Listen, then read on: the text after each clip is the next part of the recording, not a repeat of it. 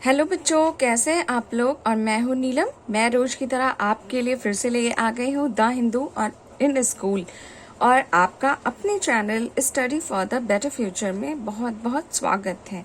और आप लोग ठीक है ना, अपना ध्यान रख रहे हैं ना, क्योंकि कोविड बहुत तेजी से फैल रहा है और इसका जो इसने खुद को म्यूटेट किया है और ये काफ़ी खतरनाक साबित हो रहा है। अच्छा बच्चों, मैं एक एडिशनल चीज़ आज बताना चाहती हूँ कि जैसे हमने लास्ट ईयर पढ़ा था 2020 में कि यूएसए का जो जू है, जो अभी न्यूज़पेपर में भी पढ़ा था परसों, वहाँ पे बहुत सारे एनिमल्स कोविड-19 से अफेक्ट होने के कारण जू को बंद कर दिया गया। तो आज ही की न्यूज़ है, इंडिया में पहले ऐसे एनिमल हैं जो कि गिर के लॉयन, आपने सुना होगा गिर के लॉयन जो सिर्फ इंडिया में होते हैं, उनमें भी कोविड-19 का इन्फेक्शन फैल चुका है। तो ये मतलब इंडिया का पहला ऐसा पार्क है और पहले ऐसे एनिमल हैं जिन एनिमल में कोविड-19 के स्ट्रेन देखे गए हैं। और चलिए हम अपना न्यूज़पेपर शुरू करते हैं। और आज डे है हमारा ट्यूसडे May 4th 2021। और आज भी हमारी पहली न्यूज़ है, gorilla among 200 endangered species threatened by conflict. तो गोरिल्ला भी ऐसी 200 स्पीशीज में शामिल है जो कि लड़ाई चल रही है जिनमें जीवित रहने की और इंडेंजर्ड में ना जाने की, पर गोरिल्ला इंडेंजर्ड स्पीशीज है। यहाँ पे हम देखते हैं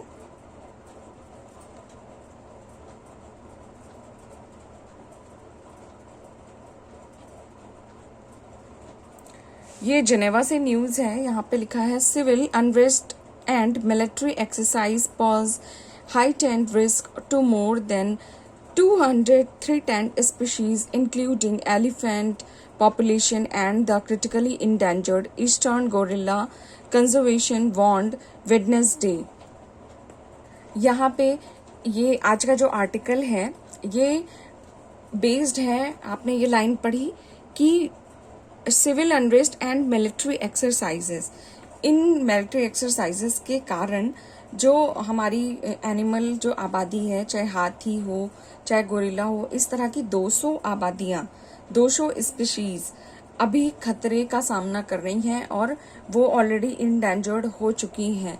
तो ये जो आर्टिकल है ये बड़ा ही इम्पॉर्टेंट है, क्योंकि हमारा ध्यान कभी भी मिलिट्री एक्सरसाइजेस पे नहीं जाता है कि ये मिलिट्री एक्सरसाइजेस भी इन्वायरमेंट को बहुत ही ज़्यादा खतरा पहुंचा सकती हैं। क्योंकि इस समय पूरा वर्ल्ड अभी तो फिलहाल कोविड-19 से उबरने में लगा हुआ है, पर इससे पहले पूरा ध्यान सिर्फ अपनी मिलिट्री जो मतलब सैन्य जो साज सज्जा है उसे बढ़ाने में ही जुटा रहता है। बल्कि हमारा और फिर कोविड-19 ये दिखा दिया कि आप सैन्य ताकत जितनी भी बड़ी हो जाइए, अगर आपके पास हेल्थ का इंफ्रास्ट्रक्चर नहीं है तो आपकी पॉपुलेशन, एक बड़ी पॉपुलेशन 1 मिनट में साफ हो सकती है। और फिर ये यहाँ कहना चाह रहे हैं, a report from a international union for a conservation of nature examine the closely interplay between the environment and arm conflict. और ये रिपोर्ट जारी की है IUCN ने। इसने कहा है कि बहुत ही क्लोज कॉन्फ्लिक्ट, मतलब बहुत ही क्लोज रिलेशन है इन्वायरमेंट के खतरे में आने का, हमारी आर्म्ड कॉन्फ्लिक्ट का, जो कि human violence and unrest were talking devastating toll on nature, जो कि ह्यूमन को तो हार्म करते ही हैं, हमारे पर्यावरण को भी तबाह कर सकते हैं। The report stressed that sustainable management of natural resources should be seen as a tool to help preserve peace। और ये रिपोर्ट ये बताना चाह रही है कि जो हमें सस्टेनेबल मैनेजमेंट इस तरह का करना चाहिए कि प्राकृतिक संसाधनों के स्थायी प्रबंधन को शांति बनाए रखने में मदद की तरह देखा जाना चाहिए।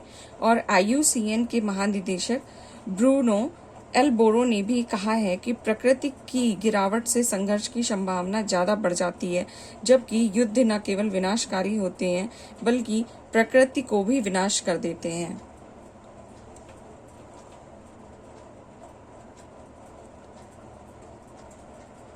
और यहाँ पे इस पैराग्राफ में IUCN बताता है सीधे कि 2019 में लुप्त प्राय प्रजातियां युद्ध, नागरिक अशांति और सैन्य अभ्यास से खतरे का सामना कर रही थीं, जिनमें वन्य जीव की सीधी हत्या, पारिस्थितिक तंत्र का क्षरण, यानी पूरा इकोसिस्टम ही खत्म हो जाता है ना वहाँ का, जहाँ पे भी ये सिविल वॉर स्टार्ट हो जाती है, और संरक्षण प्रयासों का विघटन शामिल है। तो बच्चों, ये एक हिंदू न्यूज़पेपर ने बड़ा ही अलग सा पॉइंट उठाया है, क्योंकि अभी तक हम प्रकृति का जो क्षरण है उसको सिर्फ क्लाइमेट चेंज से जोड़ते हैं, लेकिन मैंने पहला ये ऐसा आर्टिकल पढ़ा है अभी तक 4-5 सालों में, या इससे पहले फिलहाल मैंने ऐसा कोई एस्पेक्ट ऐसा नहीं पढ़ा था कि सैन्य ताकतें या जो हमारी मिलिट्री एक्सरसाइजेज होती हैं वो भी हमारे इन्वायरमेंट को पूरी तरह से ख़त्म कर सकती हैं। तो अगर हमें कहीं लिखने को आता है और हमने ये पॉइंट को लिख दिया, ये यहाँ के कुछ डाटाज दे दिए, तो हमारा जो ऐसे है ये हमारी पॉइंट्स बहुत भारी हो जाएंगे किसी दूसरे कैंडिडेट की अपेक्षा। हालांकि यह IUCN की रेड लिस्ट की धमकी के रूप में सूची है, जो कि 30,000 से अधिक जानवर और पौधों की प्रजातियां इसमें शामिल हैं, और इसमें बहुत मतलब इनकी पूरी लिस्ट है ना IUCN की, तो इसमें 30,000 से ज़्यादा लिस्टेड हैं, जिनमें जानवर और पौधों की प्रजातियां अलग अलग शामिल हैं।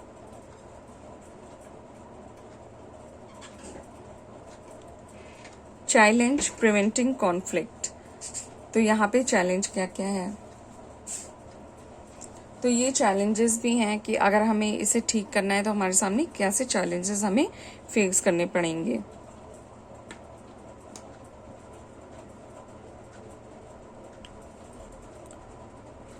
और यहाँ पे 3 एग्जाम्पल भी दिए हैं कि मिलिट्री एक्सरसाइजेस किस तरह से चीज़ों को तबाह करती हैं। जैसे during the 1994 war in Rwanda, 90% of the large mammals in the Akara National Park were killed for food or trade. तो ये देखिए कितना बड़ा एग्जाम्पल दिया है कि 1994 की रवांडा वॉर, जिसमें 90% लार्ज मैमल अकागरा नेशनल पार्क था वहाँ के किल हो गए थे, ख़त्म हो गए थे फूड के लिए और ट्रेड के लिए। And the genocide sent thousands of people fleeing through protected areas, killing animal for food. और इनमें जो लोग आगे छुपे थे उन्होंने खाने के लिए इन एनिमल्स को मार डाला। The military from Sudan were responsible for the death of about 2,000 elephants in the Central African Republic in 2007 alone. और ये सूडान का जो मिलिट्री वॉर है ये तो मतलब पूरे वर्ल्ड में बहुत ही फेमस है, क्योंकि ये मिलिट्री वॉर बहुत सालों तक चला और उसके बाद नॉर्थ सूडान और साउथ सूडान में डिवाइड हो गया था वो देश। तो इसने तो केवल 2007 में ही एक अकेले साल में इसने 2000 हाथियों को मार डाला था। एंड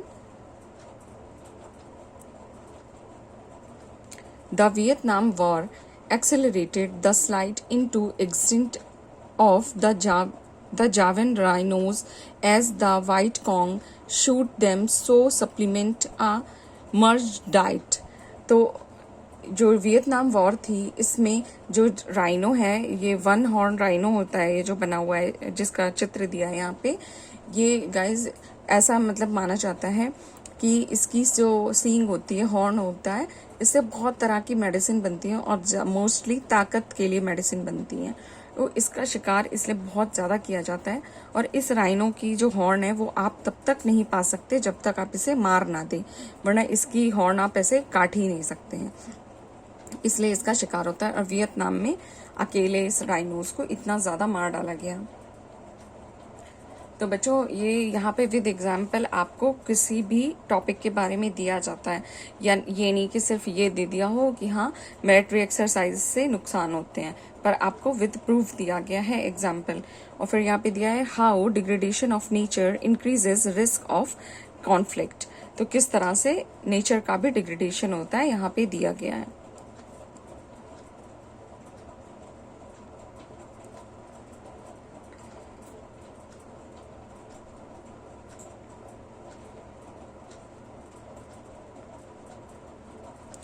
और बच्चों, मैंने अपना ब्लॉग भी बनाया है जिस ब्लॉग का एड्रेस है www.studyforthebetterfuture.online। वहाँ पे जाके आप मैंने पूरे न्यूज़पेपर की लिंक उसमें दे रखी है, और आप हर पर्टिकुलर लिंक पे जाके मेरे न्यूज़पेपर पे आ जाएंगे, जहाँ से आप उसे डाउनलोड भी कर सकते हैं, पजल सॉल्व कर सकते हैं, और आपका जब मन करेगा आप आर्टिकल पढ़ सकते हैं या इन्हें नोट डाउन भी कर सकते हैं। जिन्हें वीडियोस को देखने में प्रॉब्लम होती है या जो अभी भी वीडियोस नहीं पढ़ते हैं, क्योंकि मैं खुद वीडियोस पढ़ने से ज़्यादा आर्टिकल पढ़ती हूँ, तो मैंने भी अपना ब्लॉग बना दिया है, और आप प्लीज़ ब्लॉग पे विजिट करिए, आपको बहुत अच्छा लगेगा। और मैंने उसे भी पूरा हिंदी में डिस्क्राइब किया है, और उनके लिंक्स आपको मेरे न्यूज़पेपर पे लेके जाएंगे। और मैं अपने ब्लॉग का एड्रेस डिस्क्रिप्शन बॉक्स में दे देती हूँ। और ये हमारा सेकंड टॉपिक है जीके, जिसमें आज यहाँ पे दिया है, और ये आपको खुद से पढ़ना होगा क्योंकि इसमें समझाने जैसा कुछ है नहीं। What is black comedy? तो ये आपको दिखना होगा। A style of comedy it juxtaposes dark और morbid elements with comical ones. मैं इसे जूम कर देती हूँ, और जिन्हें भी बच्चों को इंटरेस्ट है वो इस आर्टिकल को पूरा पढ़ लें।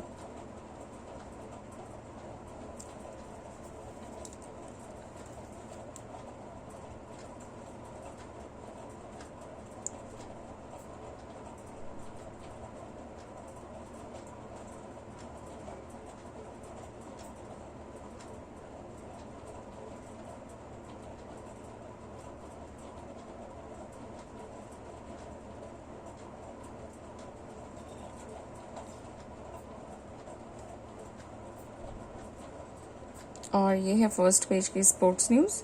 बच्चों, मैं न्यूज़पेपर में जो क्विज़ होती हैं उन्हें अब सॉल्व नहीं करा रही हूँ, क्योंकि मुझे भी ऐसा लगा कि क्विज़ को आपको खुद सॉल्व करना चाहिए, तभी न्यूज़पेपर का असली मतलब है।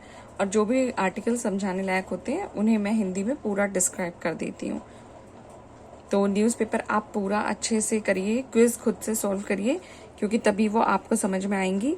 और बाकी अगर आपको और भी मतलब डिटेल में न्यूज़पेपर पढ़ना है तो मेरे आप ब्लॉग पे जाइए www.studyforthebetterfuture.online, और मैं इस ब्लॉग को डिस्क्रिप्शन बॉक्स में इसका एड्रेस दे देती हूँ।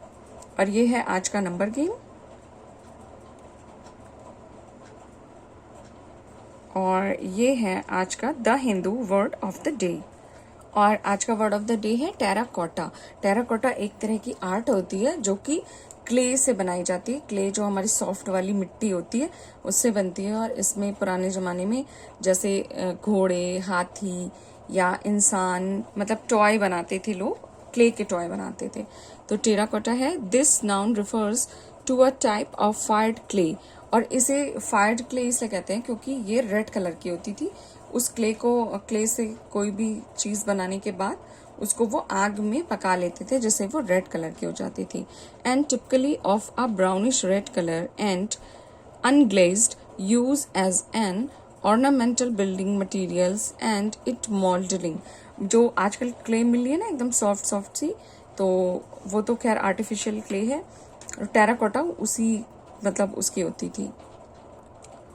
और एग्जाम्पल है यहाँ पे the comforting green or the succulents and the blazing red or terracotta pots were a lovely study in contrast।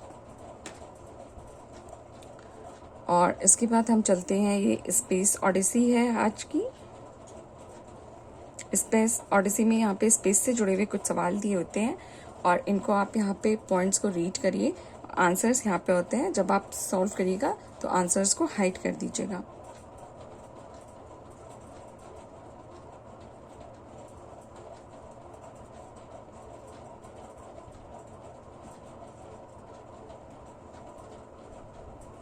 और अब हम अपने अगले टॉपिक पे चलते हैं, जो कि है फन फैक्ट।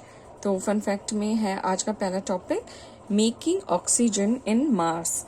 मार्स पे क्या ऑक्सीजन बनाई गई है? एक्सपेरिमेंट्स करते रहते हैं ये। तो oxygen has been created for the first time on Mars in space history. NASA has extract oxygen from the carbon dioxide in the Martian atmosphere. तो नासा ने ऐसा करके दिखाया है मंगल ग्रह के एटमॉस्फेयर में। It was made possible by a device called Moxie on board the space agency Perseverance rover. तो इसको कार्बन डाइऑक्साइड से अलग करके ऑक्सीजन अलग करके बनाया गया है और ये एक बोर्ड ने किया है जिसका नाम है मॉक्सी। एक डिवाइस ने किया है जिसका नाम है मॉक्सी। और यहाँ पे क्वेश्चन है, can you find out what Moxie stand for. तो आप इसको गूगल करिए तो इसके बारे में और पूरी जानकारी निकल के आ जाएगी। और सेकंड है हमारा smallest black hole. Smallest black hole का क्या नाम है और इसके बारे में पूरा रीड करिए। और एक क्वेश्चन भी है, व्हाट इज ब्लैक होल। तो ब्लैक होल क्या होता है। और एक चीज ये भी देखिएगा एडिशनल कि ब्लैक होल की थ्योरी दी किसने थी। और ये पिक्चर स्टोरी है। और फिर यहाँ बहुत ही इंटरेस्टिंग सी पजल आ गई है, दिस और डैट। ये बहुत ही अच्छी होती है, इसको ज़रूर किया करिए। यहाँ पे पूछा गया है कि जो कुछ कंफ्यूजिंग और सिमिलर वर्ड्स होते हैं जिनकी स्पेलिंग अलग होती है और पर उनको जब हम बोलते हैं तो वो सेम होते हैं, पर स्पेलिंग अलग होने से उनका पूरा मतलब अलग हो जाता है। तो आपको यहाँ पे ये देखना है कि इस सेंटेंस के साथ कौन सा वर्ड परफेक्टली लगेगा। जैसे यहाँ विल है पर WHIL विल लगेगा या VILE विल लगेगा। सेकंड में व्रीक है तो व्रीक में WREA के लगेगा या REE के लगेगा। इसको सॉल्व करिए।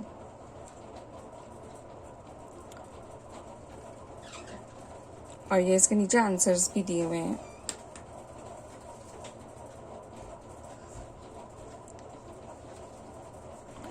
और अब हम आगे अपने दूसरे पेज पे और यहाँ की पहली न्यूज़ है, how many balls can you see in the table.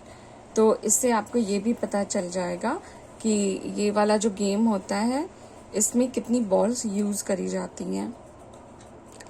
और 2 मिनट वर्ड सर्च में आज यहाँ पे देखना है।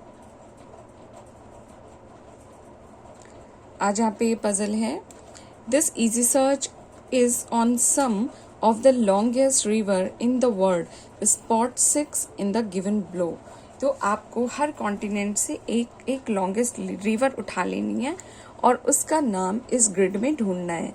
तो चलिए जल्दी से सॉल्व करिए। जैसे एशिया में गंगा नहीं है, गंगा का नाम मत लीजिएगा, गंगा एशिया की लॉन्गेस्ट रिवर नहीं है। एशिया में यांग सिटी है लॉन्गेस्ट रिवर। और इसके बाद हम आगे हैं 3 मिनट फन रीड पे।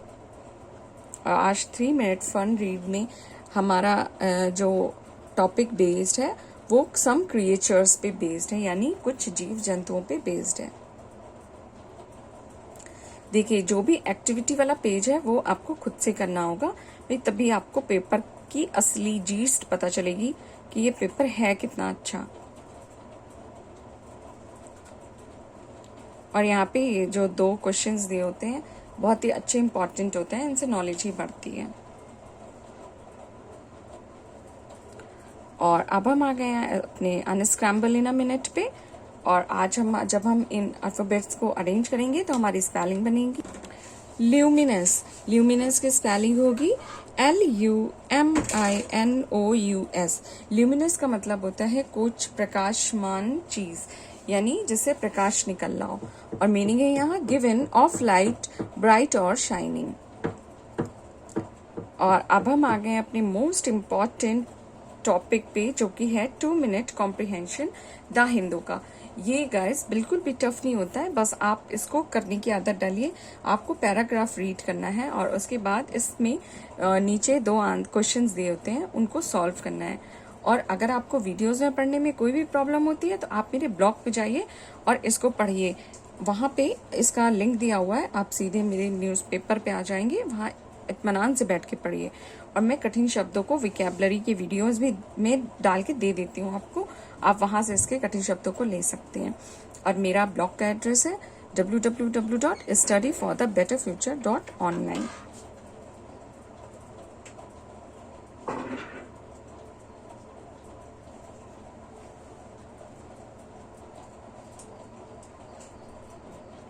और आज यहाँ पे मिसलेनियस टॉपिक में दिया है बैटल ऑफ द वॉइस, यानी कि यहाँ पे एक्टिव और पैसिव वॉइस दिए हुए हैं। तो मैं इन्हें जूम कर दे रही हूँ और इस पूरे आर्टिकल का लिंक दे दूंगी आपको ब्लॉग पे। आप इस पूरे आर्टिकल को वहाँ से रीड करिएगा बहुत आराम से बैठ के। एक्टिव पैसिव वॉइस बहुत ही इम्पॉर्टेंट होती है और आई होप आपको ये अच्छे से समझ में आ जाएगी।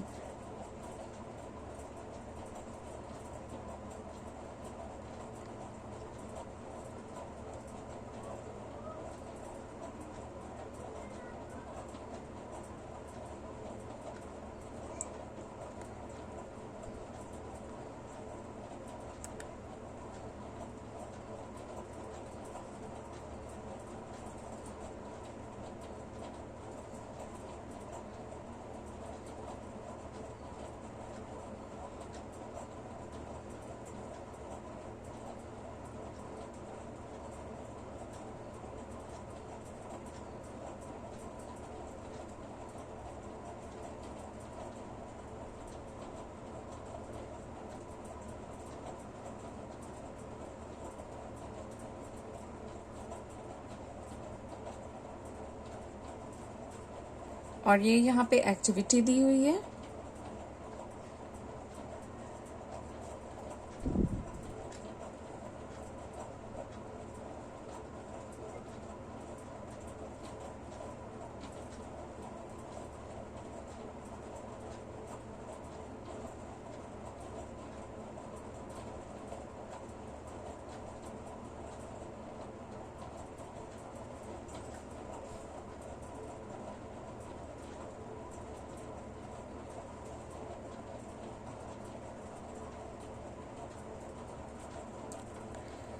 और आज यहाँ पे क्यूरियस स्पेस में कुछ क्वेश्चंस हैं। Measure your root quant.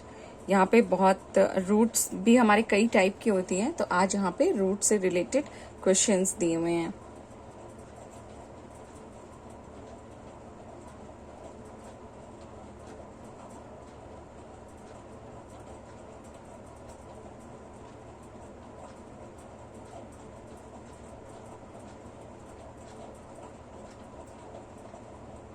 और इसी तरह ये हमारी क्वांट्स बेस्ड है मैथ्स एंड साइंस पे।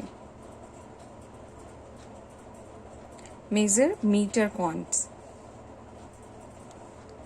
आपको मैच करनी है फॉलोइंग: स्पीडोमीटर, स्पेक्ट्रोमीटर, पायरोनोमीटर।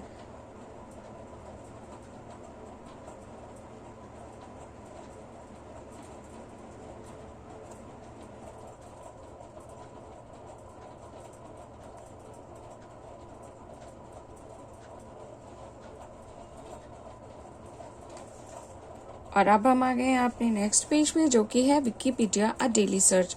और आज यहाँ पे हमारा पहला टॉपिक है रेड सी। रेड सी के बारे में चलिए देखते हैं। ये रेड सी लाल सागर दुनिया के सबसे गर्म सागरों में से एक है और इसकी जो लोकेशन है ये मिस्र और सऊदी अरब के बीच में है और ये पूरी तरह से रेगिस्तान से घिरा हुआ है। और यहाँ मिस्र में स्वेज के बाब अल मामदे स्ट्रेट तक फैली पानी की एक पतली पट्टी है जो कि अदन की खाड़ी और अरब की खाड़ी से जुड़ती है। लाल सागर का पानी बहुत ही ज्यादा खारा है और पोषक तत्वों से भरपूर है और ये लगभग 2250 किलोमीटर लंबा है और विभिन्न समुद्रों और कोरल्स का घर भी है।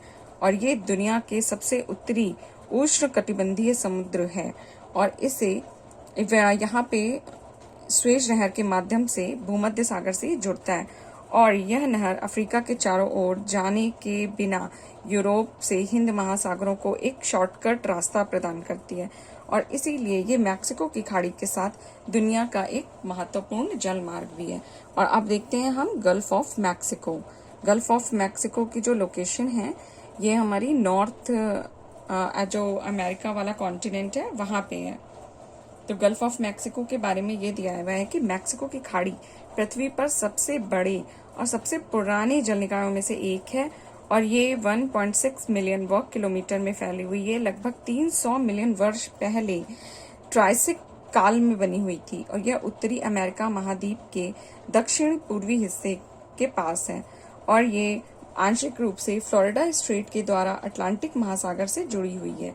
और मैक्सिको की खाड़ी का जो सबसे इम्पॉर्टेंट बात यह है कि ये पेट्रोलियम उत्पादकों क्षेत्रों में से एक है और वैज्ञानिकों के अनुसार मैक्सिको की खाड़ी लेट ट्रायसिक होने से पहले मौजूद थी ही नहीं, यानी ये ट्रायसिक युग में ही बनी है। इसके स्थान पर एक सूखी भूमि थी और इससे ज़्यादा जो पश्चिमी टेक्सास और ओक्लाहोमा के आयोचिता पर्वत अल्बामा के मध्य मैक्सिको तक फैली हुई है और यह सीधे एल्पलेशियन पर्वत से जुड़ी हुई है।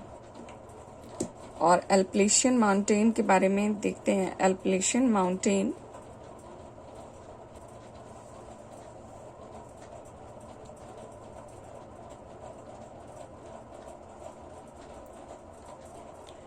वुडकॉक एक प्रकार का रोडेंट है। रोडेंट एनिमल उन्हीं कहते हैं जो कुतरने वाले जीव जंतु होते हैं, जैसे चूहा, गिलहरी, ये सब। और ये मरमोट्स समूह से जुड़ा हुआ है और गिलहरी से निकटता से संबंधित है।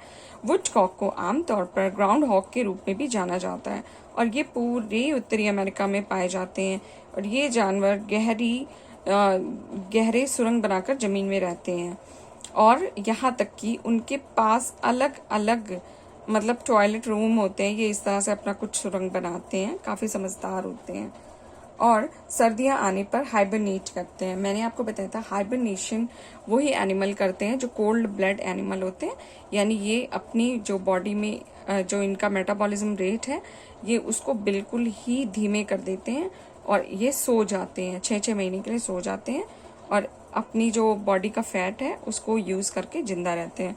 और जब 6 महीने बाद इनके हिसाब से बाहर का वातावरण फिर से इनके अकॉर्डिंग होता है तो ये बाहर आते हैं। इस पूरी प्रोसेस को हाइबरनेशन कहते हैं, ठीक है।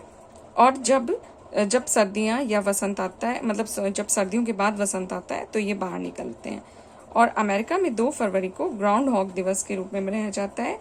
ये दिन उनके हाइबरनेशन के अंत का प्रतीक है, यानी इनका जो हाइबरनेशन है ये 2 फरवरी तक चलता है। और एक पुरानी जर्मनी कहानी के अनुसार अगर यह जानवर अपनी छाया को बढ़ने से देखता है तो सर्दियों में 6 और हफ्तों तक चलेगा। हालांकि यह बादल दिन में देखता है तो इसका मतलब है कि देश को शुरुआतियों में ही बसंत मिल जाएगा। कुछ जैसे हर देश में कुछ कहानियां हमेशा प्रचलित रहती हैं। और ये यहाँ पे एक म्यूज़ियम की फ़ोटो दी है। ये वेटिकन म्यूज़ियम है जो कि ओपन किया गया है। और अब हम आ गए अपने फेस टू फेस पे। और can you identify this person?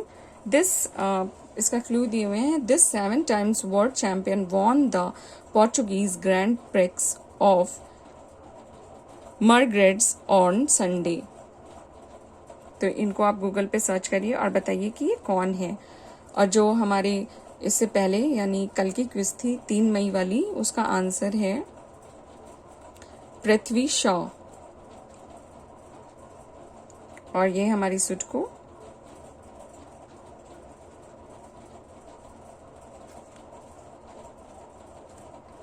और अब हम आ गए अपने स्पोर्ट्स पेज पे। बच्चों, मैं आपसे फिर से एक बार रिक्वेस्ट कर रही हूँ कि सिर्फ एक बार मेरे ब्लॉग पे ज़रूर जाइए और जाके देखिए कि वो आपको कैसा लगता है और वहाँ पे मुझे कमेंट ज़रूर करिए अगर आपको कोई भी कमी लगती है तो। और अच्छा लगता है तो प्लीज़ अप्रिशिएट मुझे ज़रूर करिए और चैनल को लाइक, शेयर एंड सब्सक्राइब करते रहिए। और मेरे ब्लॉग का एड्रेस है www.studyforthebetterfuture.online। और इस न्यूज़पेपर को प्लीज़ थोड़ा सा ऐसे बच्चों को पहुंचाने की कोशिश करिए जो बहुत अच्छे स्कूलों में, आप लोगों की तरह इंग्लिश मीडियम स्कूलों में नहीं पढ़े हुए हैं, तो उन्हें पहुंचाने की कोशिश करिए।